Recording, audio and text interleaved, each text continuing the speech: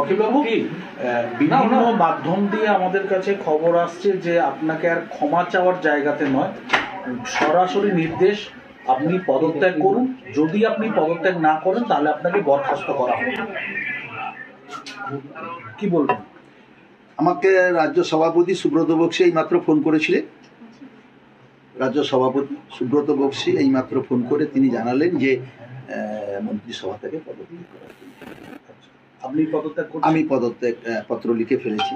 কালকে যেহেতু বিধানসভায় মুখ্যমন্ত্রী আসবেন, আজকে রাত্রে আমি ওনার মেলে পাঠিয়ে দেবো, কালকে হাতে করে পদত্যাগ দিয়ে দেব।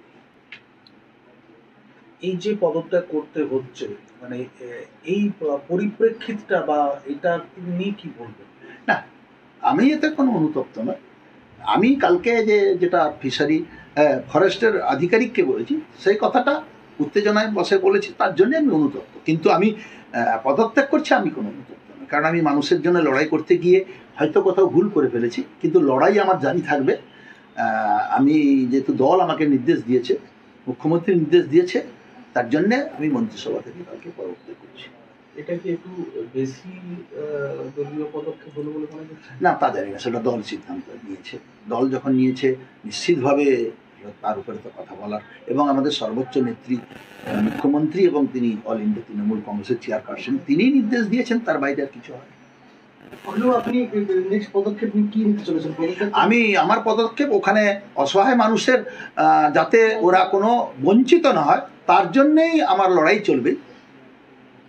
আমি মন্ত্রিসভা থেকে পদত্যাগ করলেও আমি ওই এলাকার জনপ্রতিনিধি এমএলএ থাকবো, আমার কিন্তু লড়াই চলবে ওখানে। ওই অসহায় মানুষদের জন্য আমার লড়াই চলবেই। গতকাল আপনার সঙ্গে যখন যে কথোপকথনটা ভাইরাল হয়েছে, সেখানে দেখা যাচ্ছে আপনি বলছেন যে বন দপ্তরে বেশ কিছু দুর্নীতি রয়েছে, যেটা আপনি বিধানসভাতে তুলবেন। কি ধরনের দুর্নীতির তথ্য আছে আপনার কাছে? সেটা তো আজকে আপনাদের অনেক চ্যানেল গেছিল, আমি তো যাইনি আজকের। ওখানে স্পটে গিয়েছিল তাজপুরে, অনেক মিডিয়া গিয়েছিল। সে মিডিয়ার সামনে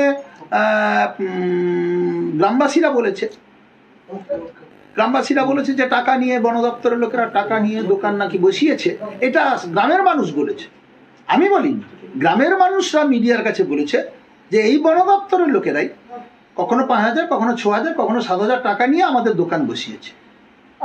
তার মানে বন দপ্তরে দুর্নীতি হচ্ছে এবং আপনার কাছে সেই খবর ছিল, আপনি আগে মন্ত্রিসভায় জানাননি কেন, বা আপনি কি আগে কোনো পদক্ষেপ নিয়েছেন? আমি এর আগে আমার কোনো খবর ছিল না, আমি সেদিনকেই জেনেছি। আপনি ভিডিওতে বলছেন যে বন দপ্তরে একাধিক দুর্নীতি রয়েছে, যেগুলো আমরা ফাঁস করে দেব। সেটা তো কাঠের ব্যাপার বলেছিলাম।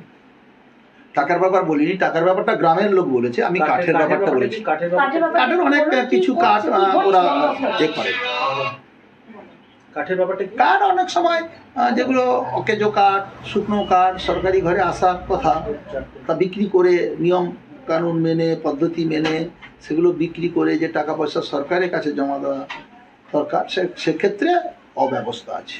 অখিলবাবু, একটা বিষয়, এই যে দল এই সিদ্ধান্তটা করার সিদ্ধান্ত যেটা নিল, তার সঙ্গে কি আপনার তার আগে কি আপনার সঙ্গে কোনোভাবে দল কথা বলেছে যে কোন পরিপ্রেক্ষিতে আপনাকে বলতে হয়েছে, বা আপনি বলেছেন, বা আপনি কেন বলেছেন? দল কি এটা আপনার কাছে না, দল আমার কাছে জানতে চায়নি কি পরিস্থিতিতে হয়েছিল, কিছু জানতে চায়নি।